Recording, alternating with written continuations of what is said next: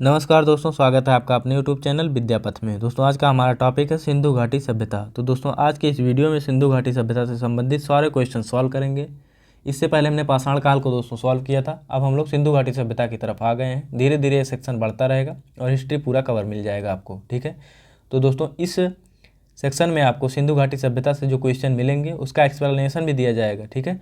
Explanation से दोस्तों आपके सारे डाउट खत्म हो जाएंगे। फिर भी अगर आपका कोई डाउट रहता है तो कमेंट सेक्शन में कमेंट कर सकते हैं, ठीक है। आइए बढ़ते हैं पहले क्वेश्चंस की तरफ। पहला क्वेश्चन है, हड़प्पा सभ्यता का सर्वाधिक मान्यता प्राप्त काल है। दोस्तों हड़प्पा सभ्यता के काल से संबंधित विद्वानों में मतभेद रहा है, लेकिन जो सर्वाधिक मान्यता प्राप्त है वो 2500 BC से 1750 BC का है, ठीक है। नेक्स्ट क्वेश्चन है, सिंधु घाटी सभ्यता कहाँ तक विस्तृत थी। तो दोस्तों सिंधु घाटी सभ्यता पंजाब, राजस्थान, गुजरात, उत्तर प्रदेश, हरियाणा, सिंध और बलूचिस्तान तक फैली हुई है। तो ऑप्शन डी इसका सही उत्तर हो जाएगा। नेक्स्ट क्वेश्चन है, सिंधु घाटी सभ्यता में घोड़े के अवशेष कहाँ से प्राप्त हुए हैं। दोस्तों सिंधु घाटी सभ्यता से एकमात्र जगह से हमको घोड़े के अवशेष प्राप्त हुए हैं, वो है सुरकोटड़ा। बाकी कहीं से घोड़े के अवशेष हमें नहीं मिले हैं, ठीक है। तो इसका सही उत्तर हो जाएगा सुरकोटड़ा। बड़ावली की बात करें दोस्तों तो बड़ावली से हमको मनके बनाने के कारखाने प्राप्त हुए हैं, ठीक है। मनके बनाने के कारखाने प्राप्त हुए हैं। मांडा दोस्तों ये सिंधु घाटी सभ्यता का सबसे उत्तरी स्थल है, ठीक है।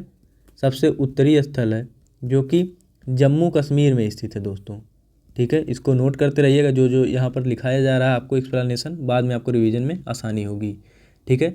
तो मांडा किस नदी के किनारे स्थित है दोस्तों। तो मांडा चेनाब नदी के किनारे स्थित है, ठीक है। बात करें कालीबंगा की, तो कालीबंगा दोस्तों राजस्थान में स्थित है। यहाँ से हमें जुते हुए खेत के प्रमाण मिलते हैं, ठीक है। जुते हुए खेत के प्रमाण प्राप्त हुए हैं। कालीबंगा का अर्थ होता है दोस्तों काले रंग की चूड़ियाँ, ठीक है। काले रंग की चूड़ियाँ, ठीक है। तो सब कुछ नोट करेंगे, बाद में आपको रिवीजन करने में आसानी होगी, ठीक है। नेक्स्ट क्वेश्चन की तरफ बढ़ेंगे।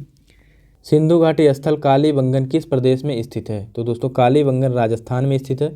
बात करें गुजरात की, तो गुजरात में कौन कौन से इंपॉर्टेंट स्थल है दोस्तों। एक है आपका रंगपुर, ठीक है। दूसरा है धौलावीरा और तीसरा है आपका लोथल, ठीक है। तो ये तीन स्थल इंपॉर्टेंट है दोस्तों, गुजरात में स्थित है। धौलावीरा दोस्तों लूनी नदी के किनारे स्थित है, ठीक है। और लोथल भोगवा नदी के किनारे स्थित है, ये भी नोट कर लीजिएगा, ठीक है। दोस्तों उत्तर प्रदेश में एक जगह है आलमगीरपुर, ठीक है। उत्तर प्रदेश में आलमगीरपुर एक जगह है जो कि सिंधु घाटी सभ्यता का सबसे पूर्वी स्थल है। और किस नदी के किनारे स्थित है दोस्तों आलमगीरपुर। तो हिंडन नदी के किनारे, ठीक है। ये चीज़ आप लोग नोट करिएगा, ठीक है। बढ़ते हैं नेक्स्ट क्वेश्चन की तरफ। अब निम्नलिखित में से किस पदार्थ का उपयोग हड़प्पा काल की मुहरों के निर्माण में मुख्य रूप से किया गया था। बात करें दोस्तों हड़प्पा काल की मुहरों की, तो हड़प्पा काल की जो मुहरें बनी दोस्तों वो सेलखड़ी की बनी हैं, ठीक है। अब सेलखड़ी कैसे बनता था दोस्तों। सेलखड़ी मिट्टी का होता था दोस्तों, मिट्टी का सेलखड़ी होता था, ठीक है। इसमें तांबा भी ऐड कर दिया जाता था। तो ये सेलखड़ी मिट्टी और तांबा से निर्मित होता था, लेकिन मुख्य रूप से इसमें मिट्टी होती थी, ठीक है। बात करें दोस्तों हड़प्पा काल की मुहरों की, तो हड़प्पा काल की मुहरें कई प्रकार की होती थी, जैसे गोलाकार, ठीक है, गोलाकार होती थी, वर्गाकार होती थी, ठीक है, चौकोर होती थी, ठीक है। तो इस प्रकार की मुहरें होती थी, लेकिन जो सबसे ज़्यादा प्रचलित रही दोस्तों वो वर्गाकार रहीं। और इनकी साइज़ क्या होती थी 2.8 सेंटीमीटर इंटू 2.8 सेंटीमीटर, ठीक है। तो ये इनकी मानक साइज होती थी जो काफ़ी ज़्यादा प्रचलित हुई हैं, ठीक है। तो जो भी एक्सप्लेनेशन यहाँ दोस्तों दिया जा रहा है वो एक्सप्लेनेशन आप लोग अपनी कॉपी में नोट करते रहिएगा। ये दोस्तों आपको कहीं बताया नहीं जाएगा, ठीक है। तो आप लोग विद्यापथ को सब्सक्राइब कर लीजिए दोस्तों, ऐसे ही वीडियो आपको मिलती रहेगी। आप लोग क्विज देना चाहें तो क्विज दे सकते हैं, टेलीग्राम से जुड़ जाइए। आप लोग विद्यापथ 1 सर्च करेंगे टेलीग्राम पर, वहाँ आपको ग्रुप दे देगा, वहाँ पर जुड़ जाइएगा। रोज़ 10 बजे आपको दोस्तों वहाँ पर क्विज कराई जाती है, ठीक है। आपको सिलेक्टेड टॉपिक दी जाती है, एक पोर्शन उठा के उसको आपको दिन भर तैयार करना होता है और रात के 10 बजे आपको टेस्ट देना होता है, ठीक है। काफ़ी बच्चे जुड़े हुए हैं, आप लोग भी जुड़ जाइए फिर, ठीक है। बढ़ते हैं नेक्स्ट क्वेश्चन की तरफ। नेक्स्ट क्वेश्चन है, हड़प्पा सभ्यता किस युग की है। तो दोस्तों हड़प्पा सभ्यता कांस्ययुगीन सभ्यता है, ठीक है। हड़प्पा सभ्यता को कांस्ययुगीन सभ्यता भी बोला जाता है, ठीक है। नेक्स्ट क्वेश्चन, सिंधु घाटी सभ्यता के लोगों का मुख्य व्यवसाय क्या था। दोस्तों सिंधु घाटी सभ्यता के लोगों का मुख्य व्यवसाय था व्यापार करना, ठीक है, वो लोग व्यापार पर निर्भर करते थे। पशुपालन की बात करें दोस्तों तो पूरा पाषाण काल में आपको पढ़ाया गया था पाषाण काल वाले लेक्चर में कि पशुपालन मध्य पाषाण काल में लोगों ने शुरू किया था, ठीक है। तो मध्य पाषाण काल में पशुपालन शुरू किया गया था, ये हमने पिछले लेक्चर में बताया था। शिकार दोस्तों पूरा पाषाण काल के मानव करते थे, ठीक है, पूरा पाषाण काल के मानव शिकार पर निर्भर थे। और कृषि दोस्तों कब शुरू की थी? नवपाषाण काल में मानव ने कृषि की शुरुआत की थी, ठीक है। तो दोस्तों इसका सही उत्तर हो जाएगा ऑप्शन ए व्यापार। नेक्स्ट क्वेश्चन है, हड़प्पा सभ्यता का सर्वप्रथम खोजकर्ता कौन है? बात करें हड़प्पा सभ्यता की दोस्तों तो सबसे पहले इसको 1921 में दयाराम साहनी जी ने खोजा था, ठीक है, दयाराम साहनी। और ये कहाँ पर स्थित है दोस्तों? तो ये है माउंट गोमरी ज़िला, ठीक है, माउंट गोमरी ज़िला पाकिस्तान में। और ये किस नदी के किनारे आप लोग बताएंगे? तो ये रावी नदी के किनारे स्थित है, ठीक है। दोस्तों ये तो बात हो गई हड़प्पा सभ्यता की। आइए देख लेते हैं कौन कौन से इंपॉर्टेंट स्थल है और उनकी स्थिति कहाँ पर है, किसने खोजा, किस वर्ष खोजा और किस नदी के किनारे स्थित है। यहाँ पर जितने भी स्थल दिए गए हैं सब इम्पॉर्टेंट स्थल है, सबको आपको याद करना है अगर कंपटीशन बीट करना है तो, ठीक है। सबसे पहला स्थल है हड़प्पा। हड़प्पा दोस्तों माउंट गोमरी ज़िला पाकिस्तान में स्थित है। दयाराम साहनी जी ने 1921 में रावी नदी के किनारे खोजा था, ठीक है। नेक्स्ट है मोहनजोदड़ो। मोहनजोदड़ो दोस्तों लरकाना ज़िला सिंध में स्थित है। राखाल दास बनर्जी ने 1922 ईस्वी में सिंधु नदी के किनारे इसको खोजा था, ठीक है। अगला है कालीबंगा। कालीबंगा राजस्थान में स्थित है दोस्तों। अमलानंद घोष जी ने 1951 ईस्वी में सरस्वती नदी के किनारे खोजा था। नेक्स्ट है चनहुदड़ो।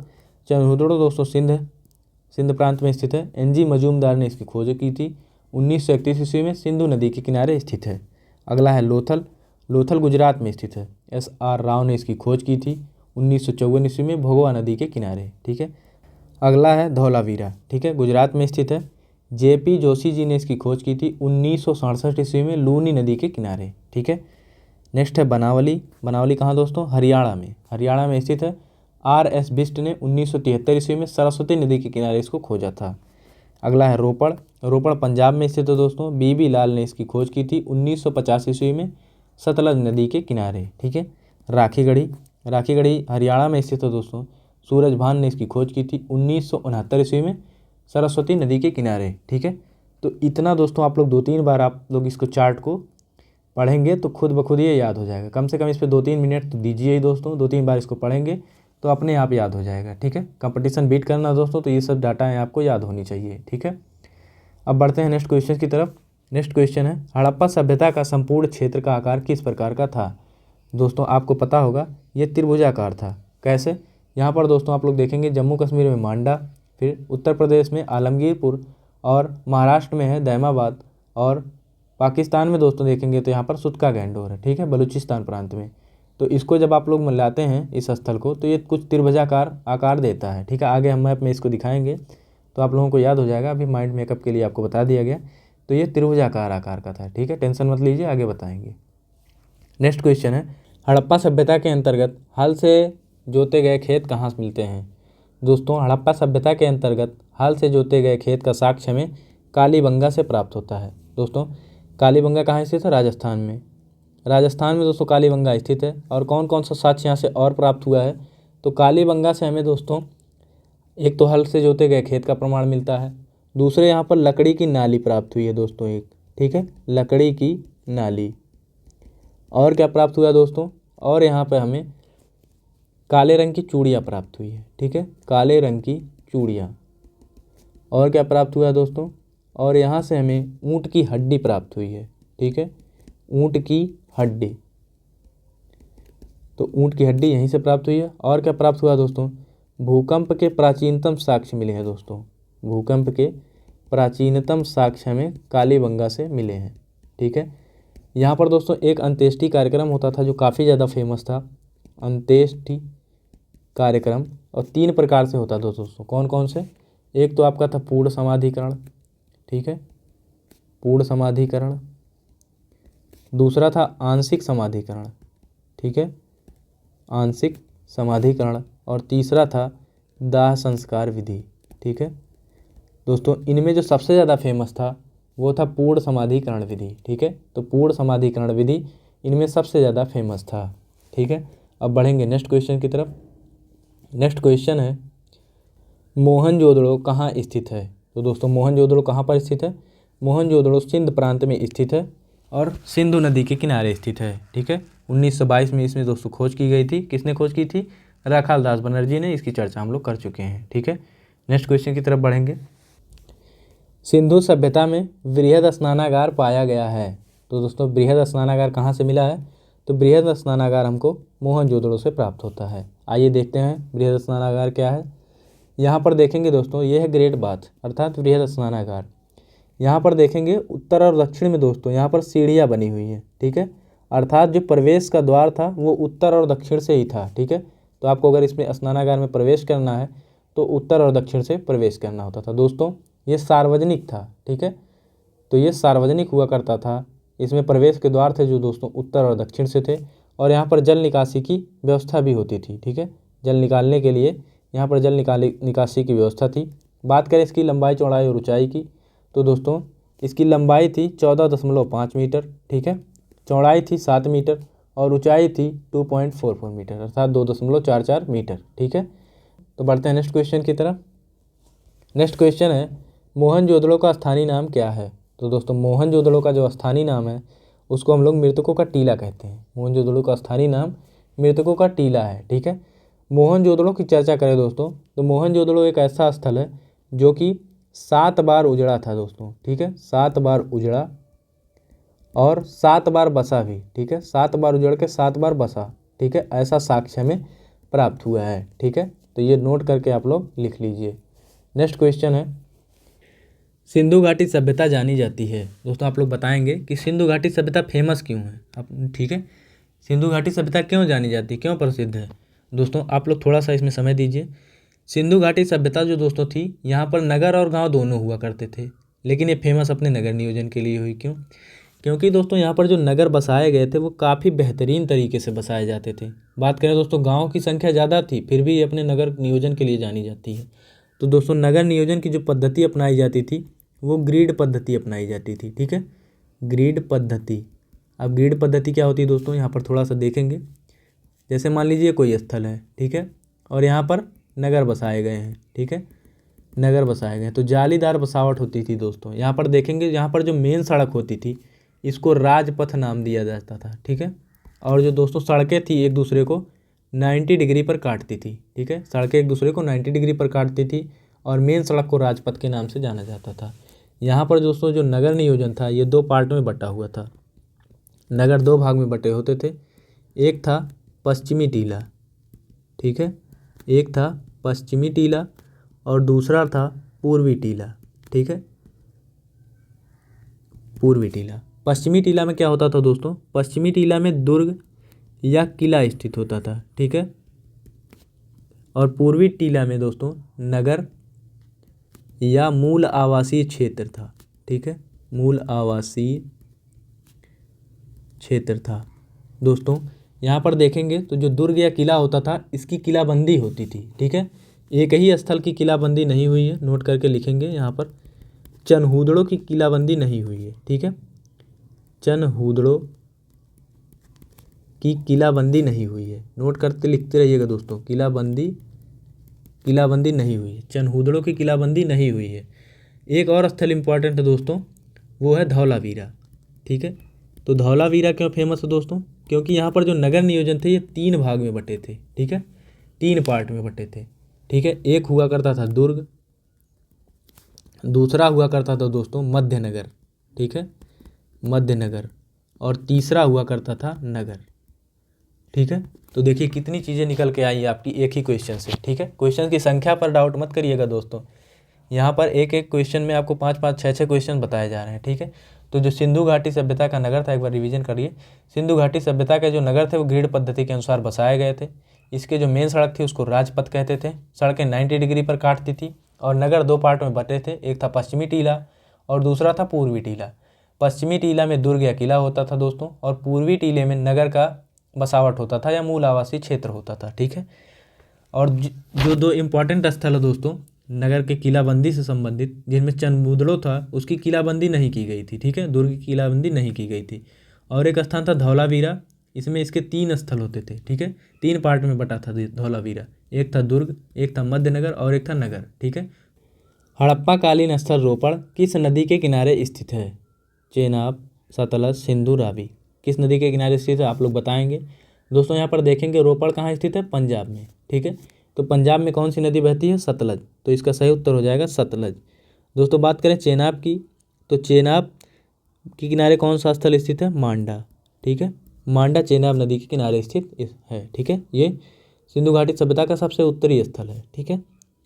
बात करें सिंधु की, तो सिंधु नदी के किनारे 2 स्थल इंपॉर्टेंट स्थित है, चनहुदड़ो और दूसरा है मोहनजोदड़ो, ठीक है। तो 2 स्थल ये काफ़ी ज़्यादा इंपॉर्टेंट है जो कि सिंधु नदी के किनारे स्थित है। और रावी नदी के किनारे कौन सा स्थल स्थित है? हड़प्पा, ठीक है। नेक्स्ट क्वेश्चन, आलमगीरपुर किस नदी के किनारे स्थित था? तो दोस्तों आलमगीरपुर हिंडन नदी के किनारे स्थित था और उत्तर प्रदेश में ये स्थित था। सबसे पूर्वी स्थल था दोस्तों, ये भी नोट करके लिख लीजिए, ठीक है। सिंधु सभ्यता का सबसे पूर्वी स्थल आलमगीरपुर था, हिंडन नदी के किनारे स्थित था उत्तर प्रदेश में। नेक्स्ट क्वेश्चन है, हड़प्पा में एक उन्नत जल प्रबंधन प्रणाली का पता चलता है। कहाँ से पता चलता है दोस्तों हड़प्पा में एक उन्नत जल प्रबंधन प्रणाली का? तो धौलावीरा से हमें उन्नत जल प्रबंधन प्रणाली का पता चलता है। ऐसा हम लोग क्यों कहते हैं दोस्तों? इसके कहने का कारण होगा कि जल प्रबंधन प्रणाली अच्छी थी। क्यों कहेंगे? यहाँ पर दोस्तों जो नदियाँ थी वहाँ पर डैम बनाए जाते थे। और दूसरा कारण क्या था? यहाँ से 16 से अधिक आपको तालाब मिल जाएंगे, ठीक है, जो कि जल प्रबंधन का एकदम बेहतरीन साक्ष्य प्राप्त होता है हमें, ठीक है। तो इस आधार पर हम, इन 2 साक्ष्यों के आधार पर हम कह सकते हैं कि धौलावीरा में एक उन्नत जल प्रबंधन प्रणाली थी, ठीक है। तो इतनी चीज़ें क्लियर हो गई। अब बढ़ते हैं नेक्स्ट क्वेश्चन की तरफ। नेक्स्ट क्वेश्चन है, सिंधु सभ्यता किस युग में पड़ता है? ठीक है, सिंधु सभ्यता किस युग में पड़ता है दोस्तों आपको बताना है। हमने आपको पाषाण काल वाले लेक्चर में ये सारी चीज़ें चार्ट के माध्यम से बताई थी, लेकिन एक बार फिर से देख लीजिए। हमने दोस्तों पिछला लेक्चर जो देखा था पाषाण काल, वो प्राग ऐतिहासिक काल के अंतर्गत देखा गया था, ठीक है, पाषाण काल। और दोस्तों प्राग ऐतिहासिक काल को बांटने का आधार क्या रहा है दोस्तों? यहाँ पर ना कोई लेखन कला थी, ना उसको पढ़ने की कोई समझ थी, ठीक है। जब लिखा ही नहीं गया तो पढ़ा क्या जाएगा। आद्य ऐतिहासिक काल में दोस्तों लिखा गया और इसको पढ़ा नहीं गया, ठीक है, लिखा गया और पढ़ा नहीं गया, तो यही है सिंधु सभ्यता। सिंधु सभ्यता में दोस्तों जो लिपि है उसको अभी तक पढ़ा नहीं गया है, ठीक है, लेकिन लिखा गया है दोस्तों, ठीक है, लिखा गया। आगे चर्चा करेंगे क्या लिखा गया है, कैसे लिखा गया है। तो सिंधु सभ्यता में लिखा गया है लेकिन पढ़ा नहीं गया, तो आद्य ऐतिहासिक काल के अंतर्गत सिंधु सभ्यता आती है। और ऐतिहासिक काल के अंतर्गत दोस्तों हम लोग 600 BC के बाद की घटनाएं देखेंगे, जिसमें लिखा भी गया है और पढ़ा भी गया है, ठीक है, लिखा भी गया और पढ़ा भी गया, ठीक है। तो सिंधु सभ्यता आद्य ऐतिहासिक काल के अंतर्गत आएगी, प्रोटो हिस्टोरिकल पीरियड, ठीक है। नेक्स्ट क्वेश्चन की तरफ बढ़ेंगे। निम्न में से कौन मोहनजोदड़ो की सबसे बड़ी इमारत है? ठीक है, आप लोग देख सकते हैं दोस्तों, यहाँ पर जो सिंधु घाटी सभ्यता में मोहनजोदड़ो है वहाँ से हमें एक विशाल अन्नागार प्राप्त हुआ है, जिसको धान्य कोठार भी बोलते हैं, ठीक है। तो ये मोहनजोदड़ो की सबसे बड़ी इमारत है, ठीक है। नेक्स्ट क्वेश्चन है, हड़प्पा कालीन लोगों ने नगरों में घरों के विन्यास के लिए कौन सी पद्धति अपनाई थी? अभी आपको बताया दोस्तों ग्रिड पद्धति, ठीक है, इसके बारे में चर्चा कर चुके हैं। नेक्स्ट क्वेश्चन है, हड़प्पा वासी किस धातु से परिचित नहीं थे? ठीक है, ध्यान देंगे दोस्तों, अभी हमने आपको बताया था कि सिंधु घाटी सभ्यता 2500 BC से 1750 BC की घटनाएं हैं, ठीक है। तो सिंधु घाटी सभ्यता इसके अंतर्गत आती है। लेकिन जो लोहा प्राप्त किया गया दोस्तों, ये 1000 BC में प्राप्त किया गया। कहाँ से प्राप्त किया गया दोस्तों? अतरंजी खेड़ा एक जगह है, ठीक है, अतरंजी खेड़ा। और अतरंजी खेड़ा कहाँ दोस्तों? एटा में, ठीक है, एटा में। और अतरंजी खेड़ा एटा में स्थित है दोस्तों। एटा कहाँ है? उत्तर प्रदेश में, ठीक है। तो उत्तर प्रदेश में अतरंजी खेड़ा स्थित है। 1000 BC में इसकी खोज की गई थी, ठीक है। तो लोहा से हड़प्पा वासी परिचित नहीं थे, ठीक है, इसका सही उत्तर हो जाएगा ऑप्शन डी। नेक्स्ट क्वेश्चन है, किस हड़प्पा कालीन स्थल से नृत्य मुद्रा वाली स्त्री की कांस्य मूर्ति मिली है? ठीक है, तो दोस्तों देखेंगे इसको, 2-3 चीज़ें हैं इसमें। नृत्य मुद्रा वाली जो स्त्री मिली है ये कांस्य की है, कांस्य की भी नहीं है सबसे बड़ी बात, और ये मोहनजोदड़ो से प्राप्त हुआ है। एक चीज़ और नोट करिएगा दोस्तों, यहाँ पर ये कैसे बनाया जाता था? ये द्रवी मोम विधि द्वारा बनाया जाता था। ठीक है, द्रवी मोम विधि। द्रवी मोम विधि क्या होती थी दोस्तों? इसमें मोम का पहले ढांचा बना लिया जाता था, उसके अंतर्गत कांसे को डाल दिया जाता था और कांसा ठंडा हो जाता था। उसके बाद मोम को हटा दिया जाता था तो वो उसी आकार में कांसा पिघल मतलब शेप ले लेता था। ठीक है, तो द्रवी मोम विधि द्वारा उसको बनाया जाता था, पहली बात। दूसरी बात, जो ये दोस्तों मूर्ति मिली है, ये मूर्ति किस प्रजाति की है? आपसे पूछ लेगा किस प्रजाति की है। ठीक है, तो ये आद्य ऑस्ट्रेलियाइड प्रजाति की है। ठीक है, आद्य ऑस्ट्रेलियाड प्रजाति की है। ठीक है, तो ये चीज़ भी ध्यान रखेंगे। ठीक है, आद्य ऑस्ट्रेलियाड प्रजाति की ये मूर्ति मिली है। ठीक है, इतनी चीज़ें ध्यान रखेंगे। मोहनजोदड़ो से प्राप्त हुई है, कांसे की है। नेक्स्ट क्वेश्चन है, किस सिंधुकालीन स्थल से एक ईंट पर बिल्ली का पीछा करते हुए कुत्ते के निशान मिले हैं? ठीक है, तो दोस्तों ये चनहूदड़ो से प्राप्त हुए हैं। ठीक है, कहाँ से प्राप्त हुए हैं? चनहूदड़ो से। अभी आपको बताया गया दोस्तों, चनहूदड़ो की किलेबंदी नहीं की गई थी। चनहूदड़ो की किलेबंदी नहीं की गई थी। 2-3 चीज़ें दोस्तों नोट करिएगा। 1931 में इसकी खोज की गई थी। किसने की थी? एनजी मजूमदार ने। एनजी मजूमदार ने इसकी खोज की थी। और चनहूदड़ो सिंधु नदी के किनारे स्थित है। दोस्तों कई बार बताने का रीज़न यही है कि आपको ये चीज़ें याद हो जाएं। ठीक है, याद तो होती नहीं आपको। ठीक है, तो हम आपको यहीं पर याद करा देंगे, क्लास में ही याद हो जाएगा। ठीक है, अब नेक्स्ट क्वेश्चन की तरफ बढ़ेंगे। नेक्स्ट क्वेश्चन है, सिंधु घाटी के लिए मेसोपोटामियाई रिकॉर्ड में निम्नलिखित में से किस शब्द का प्रयोग किया गया था? 2-3 चीज़ें दोस्तों हैं, 2-3 वर्ड हैं। 3 वर्ड काफ़ी ज़्यादा फेमस हैं मेसोपोटामियाई रिकॉर्ड में जो कि स्थित है। देखो, मेसोपोटामियाई रिकॉर्ड में दोस्तों ये 3 वर्ड हैं, इन तीनों की चर्चा की गई है। दिलमुन किसके लिए प्रयोग किया गया था? तो दिलमुन दोस्तों बहरीन द्वीप के लिए किया गया था, बहरीन द्वीप के लिए। ठीक है, और जो मेलुहा शब्द था ये सिंध प्रांत के लिए किया गया था प्रयोग। ठीक है, सिंध प्रांत के लिए। और जो मेगन था दोस्तों ये मकरंद तट के लिए किया गया था। ठीक है, और मकरंद तट कहाँ स्थित है दोस्तों? बलूचिस्तान में। ठीक है, तो ये चीज़ें हैं। ठीक है दोस्तों, आपसे पूछा क्या गया है? सिंधु घाटी के लिए, तो सिंधु घाटी के लिए कौन शब्द है? मेलुहा। ठीक है, तो मेलुहा इसका सही उत्तर हो जाएगा। ठीक है दोस्तों, वीडियो अगर पसंद आ रही है तो सब्सक्राइब चैनल को जरूर कर लीजिएगा, आगे फॉरवर्ड भी करते रहिएगा अपने यार दोस्तों को। नेक्स्ट क्वेश्चन है, हड़प्पा सभ्यता का कौन सा नगर 3 भागों में विभाजित था?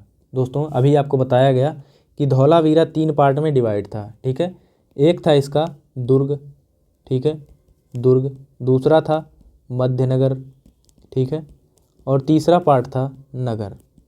ठीक है, जो अन्य स्थल थे दोस्तों वहाँ पर दुर्ग और नगर सब में होते थे, लेकिन मध्य नगर इसमें एक्स्ट्रा होता था। ठीक है, हर नगर जो यहाँ पर सारे नगर हैं वो 2 पार्ट में होते थे, लेकिन मध्य नगर ऐड हो गया था इसमें धौलावीरा में, तो ये 3 पार्ट में है। ठीक है, उम्मीद करता हूँ चीज़ें आपको समझ में आ रही होंगी। ठीक है, नेक्स्ट क्वेश्चन, हड़प्पा स्थलों की खुदाई में ऊँट की हड्डियाँ कहाँ से प्राप्त हुई हैं? ठीक है, अभी आपको बताया गया था दोस्तों, ऊँट की हड्डियाँ आपको कालीबंगा से प्राप्त हुई थी। ठीक है, और जो घोड़े की अस्थियाँ थी दोस्तों वो सुरकोटला से प्राप्त हुई थी, आपको पहले ही बता दिया गया है। नेक्स्ट क्वेश्चन की तरफ बढ़ेंगे, हड़प्पा सभ्यता के किस स्थल से 2 कब्रिस्तान प्राप्त हुए हैं? तो दोस्तों हड़प्पा से हमें 2 कब्रिस्तान प्राप्त हुए हैं। 2 कब्रिस्तान कौन कौन से? दोस्तों उनका नाम क्या था? एक था R37 और दूसरा था HR। ठीक है, तो ये 2 कब्रिस्तान दोस्तों हमें हड़प्पा से प्राप्त होते हैं। नोट करके लिखेंगे दोस्तों, कहीं पर नोट करके लिखेंगे, मोहनजोदड़ो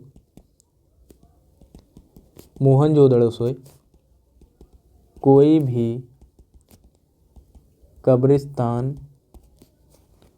का साक्ष्य प्राप्त नहीं हुआ है। ठीक है, तो हमें हड़प्पा से दोस्तों कब्रिस्तान के साक्ष्य प्राप्त हुए हैं, लेकिन मोहनजोदड़ो से नहीं। ये क्वेश्चन बन सकता है। ठीक है, तो जो चीज़ें यहाँ बताई जा रही हैं दोस्तों उसको सीरियसली लीजिए और नोट करिए। आगे बढ़ते हैं नेक्स्ट क्वेश्चन की तरफ, कहाँ से शल्य चिकित्सा के साक्ष्य प्राप्त हुए हैं? तो दोस्तों हमें लोथल से और कालीबंगा से शल्य चिकित्सा के प्रमाण प्राप्त होते हैं। नेक्स्ट क्वेश्चन की तरफ बढ़ेंगे, हड़प्पा संस्कृति में किस प्रकार की मुहरें सर्वाधिक लोकप्रिय थी? तो दोस्तों हड़प्पा सभ्यता के अंतर्गत हमने आपको बताया था चौकोर एवं वर्गाकार जो मुहरें थी वो सबसे ज़्यादा प्रचलित हुई।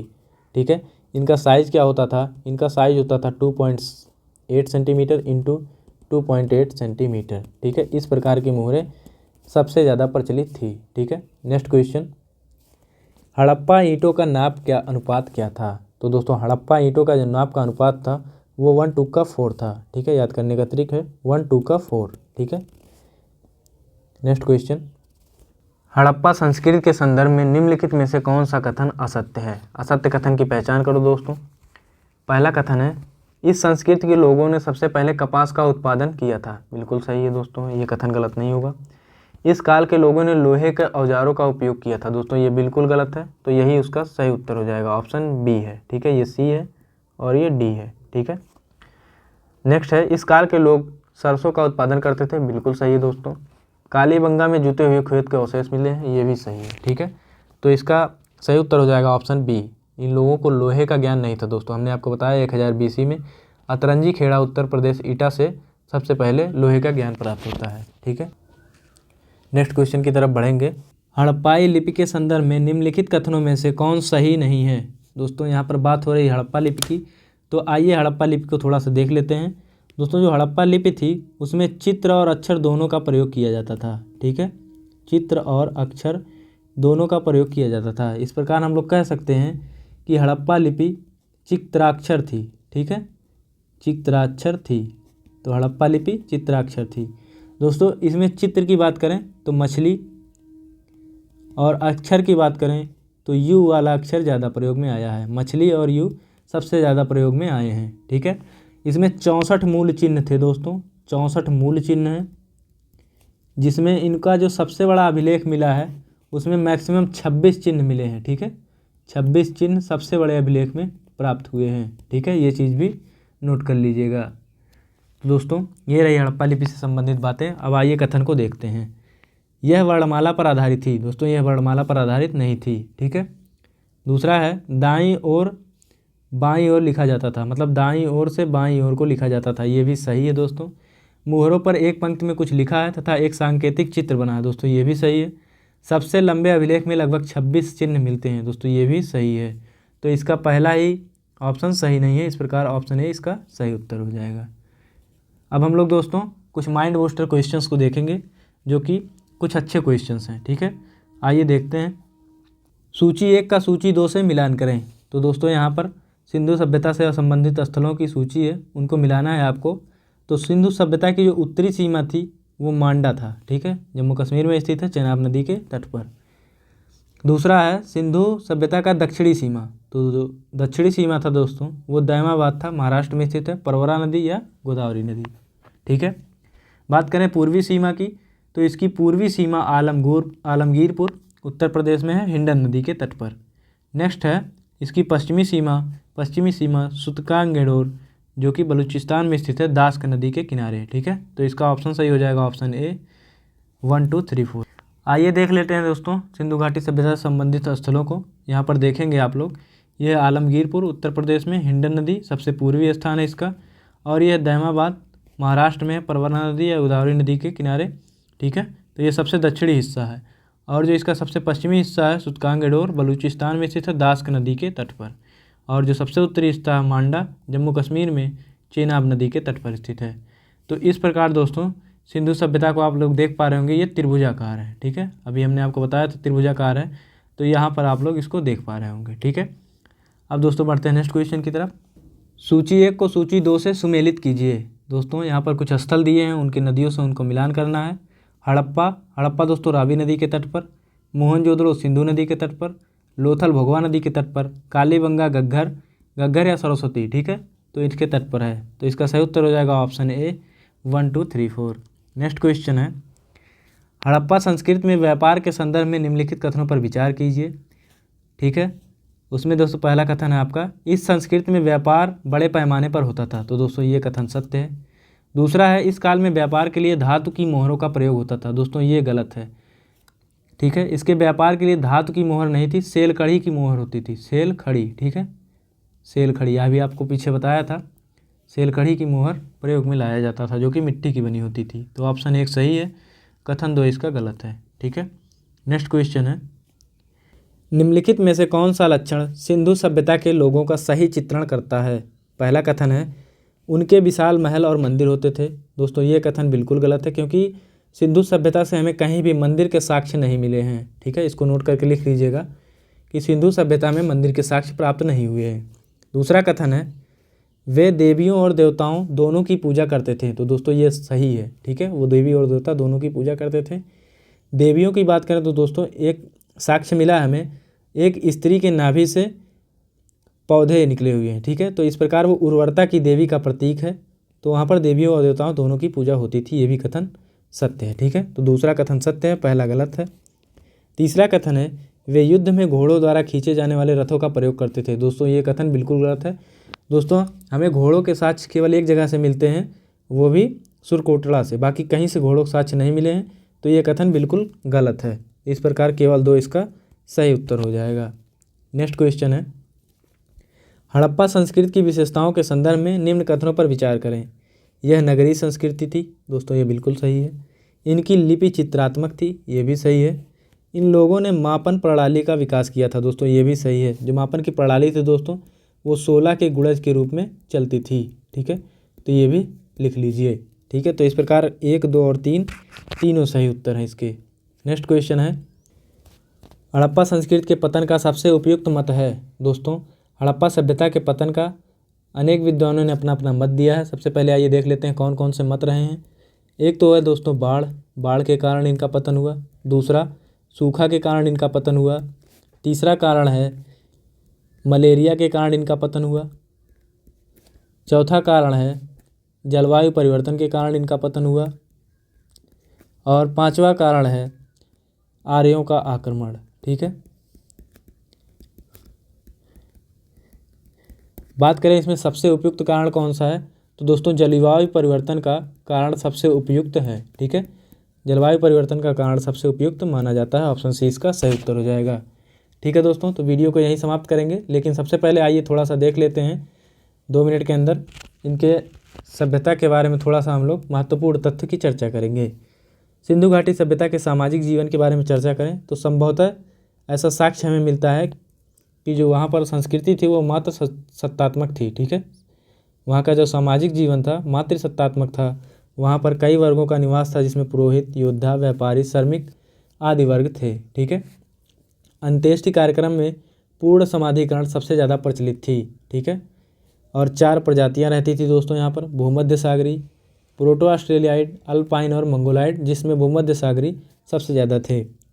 राजनैतिक जीवन की बात करें तो शासन व्यवस्था में व्यापारी वर्ग की महत्वपूर्ण भूमिका थी, क्योंकि यहाँ पर दोस्तों व्यापार काफ़ी ज़्यादा मात्रा में होता था, ठीक है। बात करें आर्थिक जीवन की तो माप की दशमलव प्रणाली चलती थी। माप तल की इकाई 16 के गुणज के रूप में होती थी। यहाँ पर दोस्तों गेहूँ, जौ, मटर, सरसों, कपास आदि की खेती भी होती थी। बात करें धार्मिक जीवन की तो मानव, वृक्ष एवं पशु तीनों की पूजा होती थी यहाँ पर, ठीक है। मानव, वृक्ष एवं पशु तीनों की पूजा होती थी। जादू टोना में विश्वास रखते थे ये लोग। चनहूदड़ों से दोस्तों बलि प्रथा के भी साक्ष्य प्राप्त हुए हैं, ठीक है। तो इतनी चीज़ें आपने देखी दोस्तों। उम्मीद करता हूँ वीडियो आपको पसंद आई होगी। अगर वीडियो पसंद आई है तो चैनल को सब्सक्राइब जरूर करें, लाइक करें, शेयर करें और सब्सक्राइब करते रहें। और दोस्तों टेलीग्राम से ज़रूर जुड़ जाइए आप लोग, ठीक है। वहाँ पर आपको रोज़ रात 10 बजे क्विज होती रहती है, ठीक है। आप लोग सर्च करेंगे विद्यापथ 1, ठीक है, विद्यापथ 1, वहाँ पर ग्रुप दे देगा, उससे ज्वाइन हो जाइए। रोज़ 10 बजे एक टॉपिक दिया जाता है, आप पूरे दिन उस टॉपिक को तैयार करिए और रात के 10 बजे आके उसको टेस्ट दीजिए, ठीक है। तो दोस्तों वीडियो यहीं समाप्त करेंगे, मिलते हैं नेक्स्ट वीडियो में। जय हिंद, जय भारत।